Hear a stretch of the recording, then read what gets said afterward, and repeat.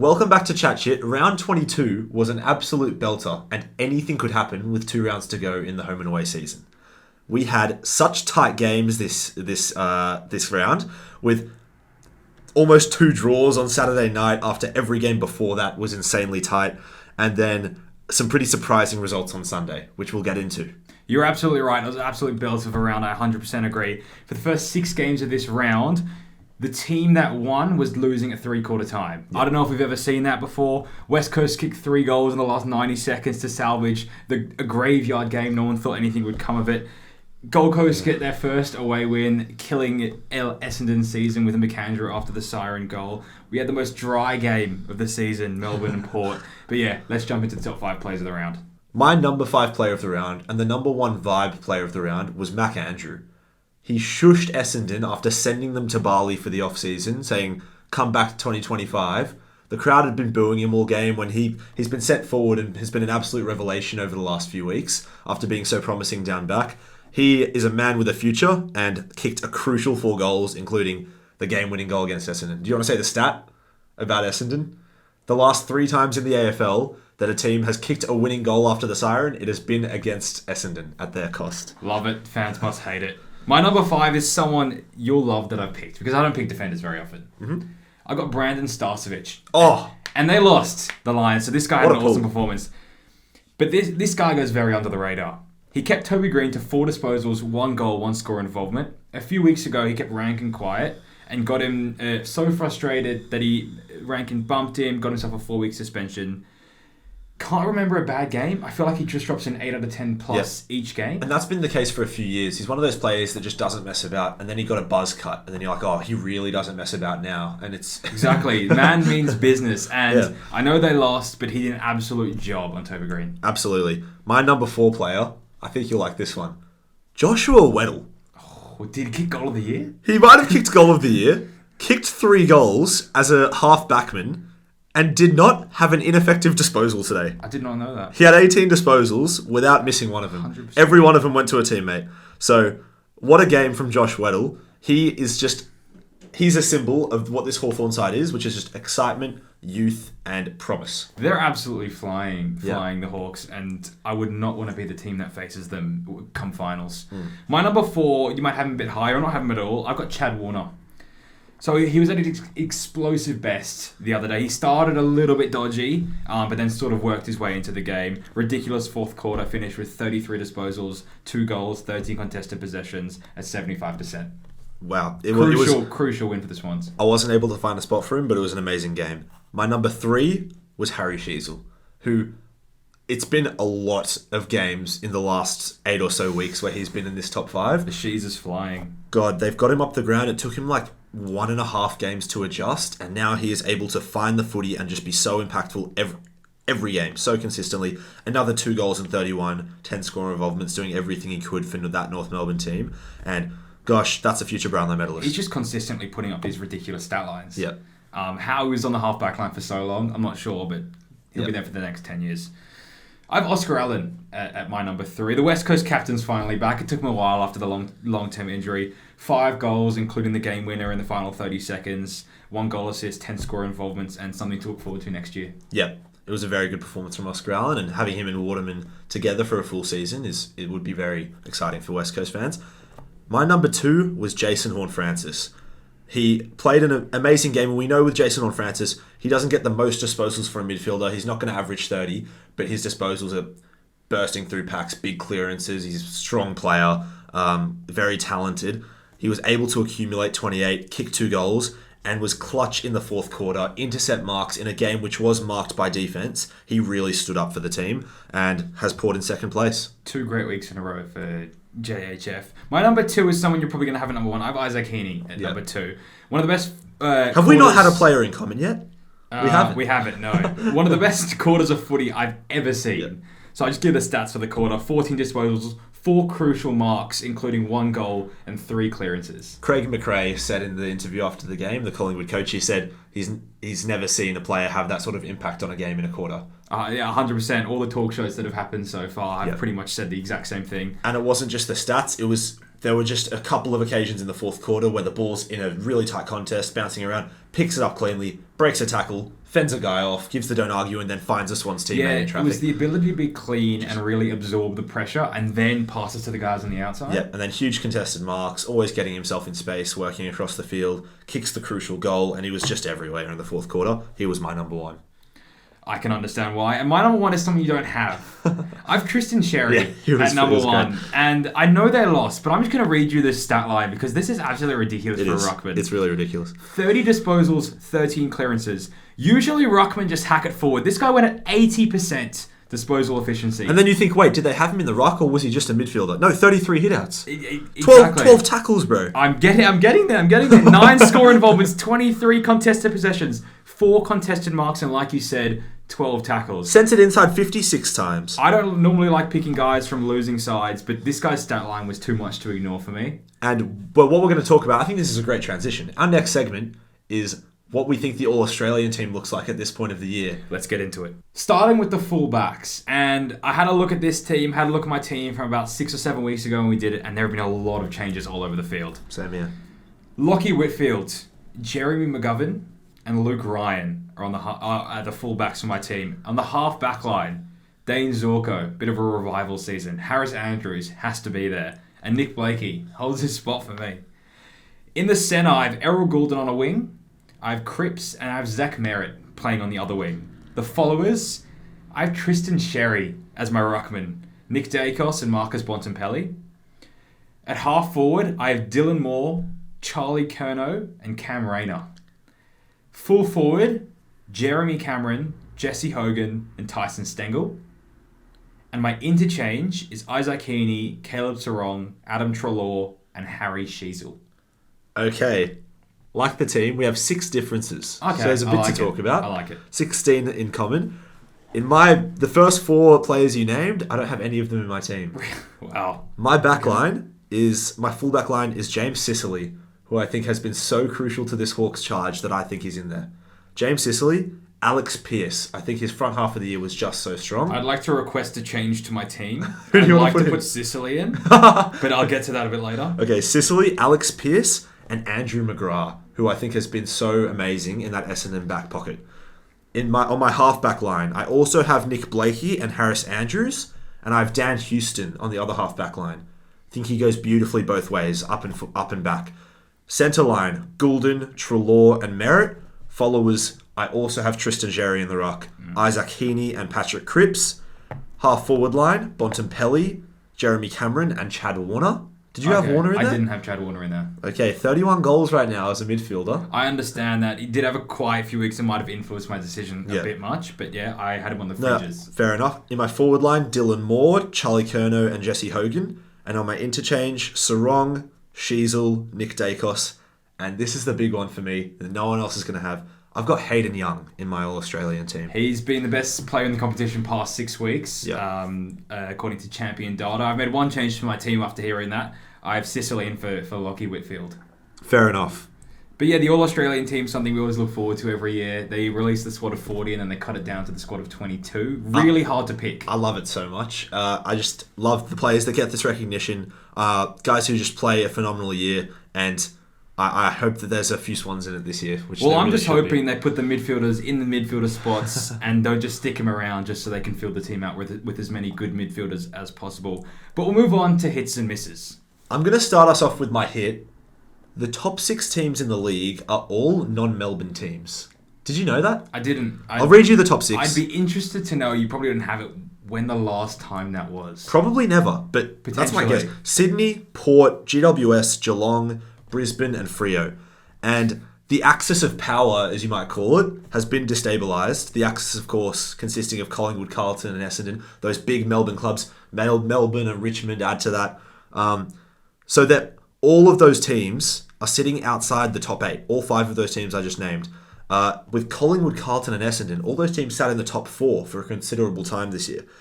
This is symbolic to me of the fact that there is no longer a gap or a disadvantage for non-Vic teams or non-Melbourne teams. And I think it's fantastic for the AFL and really just puts up a challenge to those teams that have been at the top for quite a while. So what you're saying is we're going to see an interstate final? The AFL will hate it and we will absolutely love it. 100%, and we'll be there on grand final day. My hit, I've said it a few times, but the flag hawk is real. how they're playing. Are we going to see a 2016 Bulldog story coming from the outside of the top 4 to win?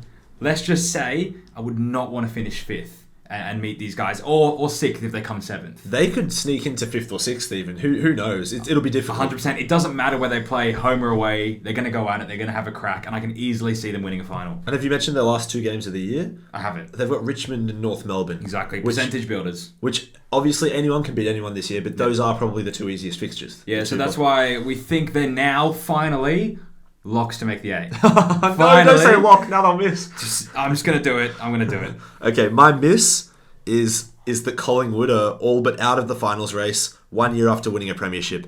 They need a win against Brisbane next week to keep their hopes alive, and it's just a huge disappointment. I don't know what else there is to say, but this season they had a stranglehold on this game, and it just fell apart in the 4th quarter. A lot of credit to the Swans, but Collingwood just couldn't hold on, and it's just been they've lost a lot of those close games this year that they've been winning over the last couple of years. Well, like you said a lot last season, was they got a bit lucky to keep coming back and coming back and coming back, winning the final by so little, winning the prelim by so little, and a slight drop-off can flip that quite a lot. It's what we see often, that when a team just has a way of going about things which is a bit new and they're so successful, the rest of the league just puts some effort in to figure them out. And that might have happened this year. 100%. My miss is probably the team that's been featured most in this segment. Essendon. They haven't been able to bank the wins against some easier sides in the middle part of the year to really solidify themselves in the top 8. They had the easiest fixture list according to Champion data across the entire season. We had all sorts of pundits saying about halfway through the season they were locks to make the top 4 because I had them locks to make the top 8 a few weeks ago. So yeah, I'm one of them. Gold Coast haven't won an away game in 455 days. They beat a flying Freo last week in a thrilling final quarter. Essendon with 1 goal and 9 behinds in the 4th. Gold Coast with 2 goals, 0 behinds. I believe they were tying at 3-quarter time. Yeah, Gold Coast might have been up by a few points. But this would have put Essendon in the 8 and something to fight for against Sydney and Brisbane in the last 2 rounds. And now, season over. Yeah, well, let's jump into the Footy Pyramid. We have 1 out in the Footy Pyramid. It's getting harder to get in. It's getting harder to get out. This guy's been a constant the entire season in the Footy Pyramid. Wait, I don't know. Zach Merritt, I don't know. No, it's Charlie Curnow. Oh, wow. Charlie Curno's out of the pyramid. Kicked 0 goals last week, kicked 1 goal and had 2 disposals this week. Wow. Was absolutely hammered by a systematic Hawthorn defence that absolutely ran over him. But he's out of the pyramid, which means we have 1 in. Didn't take him long. Isaac Heaney's back in the pyramid. Ah, very good. Had 1 week out. He's back. He's playing well. Hopefully he continues this form into finals. In the 5th tier, Tom Green. Errol Goulden drops a tier. Sidebottom did an awesome job on the tag, but then again, Goulden kicked the winning goal. Zach Butters holds a spot, and Harris Andrews holds a spot in the 5th tier. In the 4th tier, Caleb Sarong holds a spot. Nick Dacos moves down a tier. Zach Merritt holds a spot, and Jesse Hogan moves up. Absolutely flying, leading the Coleman by quite a few goals now. By 4 goals. Charlie Curnow's campaign to win the 3-peat is under scrutiny here. Would have been the first since, I believe, Gary Ablett Sr. to win a 3-peat. Into the 3rd tier, Adam Treloar holds his spot. The Shees moves up again. He's one of the best in the league. He's now, for me, a top 6 player right now in the competition. I agree. Sicily holds a spot in the 3rd tier. The top stays all the same. Neil and Cripps in the 2nd tier, and Marcus Bontempelli sitting on top of the pyramid. And let's jump into the power rankings. So we start off with the bottom 3 of the power rankings, which stays the same. West Coast pulled together a big comeback win over North to keep ahead of them in the power rankings. And Richmond, oh God, this has been a worse nightmare than they could have possibly imagined this season. And just something on that, the club has come out and said they don't want to go into a rebuild. They want to try and avoid it. It's very interesting. Guys like Liam Baker and Shea Bolton are potentially leaving, so they might be forced into it. Very interesting. And then we have our first big drop for a while. Teams have sort of been staying quite stable because we've really had an established season. I think this round really shaped a lot of teams' outcomes for the season, and there have been some big changes. Melbourne, I'm putting in 15. They've lost 4 straight, and I'm thinking, apart from these bottom 3 teams, the easiest fixture in the league right now is probably Melbourne. And they're not going to make the 8. Next up is Adelaide, who jump up with Melbourne's drop and got a huge win today. And then I have Gold Coast in 13, who pulled together a great win against Essendon. Now Essendon, who sit just above them after that 1-point loss. jumping over Essendon is St Kilda, who have won 6 of their last 10 and were just so poor at the beginning of the year that you just wonder really what happened there. Well, we sort of know that Ross Lyon didn't get it right tactically. They just couldn't kick goals. They were defensively fine, just could not get the ball moving. And now that they figured that out a bit, we see their talent coming You'd through. have to expect them to bounce back a lot next season. Yeah, I reckon they really are a team that could easily jump into the 8. One of my favourites, I reckon, going into next year, thinking right now. But they're showing some form at the back end of the year, which is great to see for them. Next up is Collingwood, who we talked about as a miss earlier, but still have the slimmest chance to make it if some results go their way and they clutch up their last 2 games.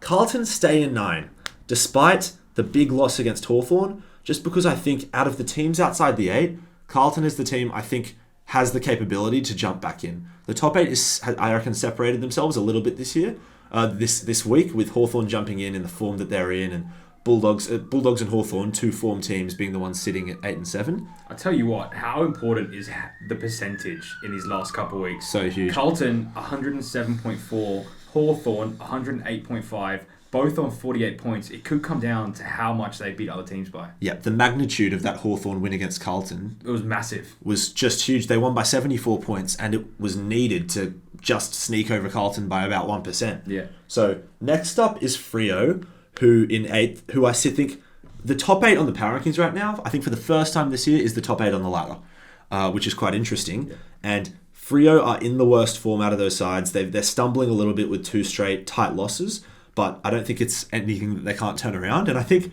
every team in this top 8 could genuinely win the premiership. You know what? Just looking at it, Freo could easily drop out of this top 8. Yep. They have the Giants and Port, who are playing well at the moment in their last 2 games. Yep, so I think this is quite symbolic that they sit right on the edge of the 8. They're hanging so close. They're going to have to just hold on. Next up is Geelong, who get a big win this week and keep their spot in 7th place. Did you manage to watch this game? Against Freo? Yeah. No, I didn't. Patrick Dangerfield just has an awesome game every time he plays. He's unbelievably explosive. Great player to watch. You just have to keep him fit, and he is just so dangerous. Yeah, sort out those hamstrings. Next up is the Western Bulldogs, who drop massively from 2nd place. And part of the reason for that is how big this loss was. And do you want to talk a bit about that? Well, I mean, it was pretty simple. They kicked 9 goals, 18. Yeah. Darcy could have had a massive day out. He kicked 1 goal, 5. Yeah, I mean, I've never seen a man look so pissed off after kicking a goal. He kicked that goal in garbage time. It was almost like about time. Yeah, garbage time. Kicks it from 1 metre out from a unselfish hand pass. Except he was not happy. They did this to themselves. They had a lot of chances to get in the game, but just could not kick through the big sticks. Yep, and after that loss, when Bulldogs have been doing such good work beating teams right near the top of the ladder, premiership favourites. And then this puts them in a really precarious position, sitting only in the 8 on percentage. Yeah. So next up is Port Adelaide, who are in the opposite sort of form. I think they've won 4 straight.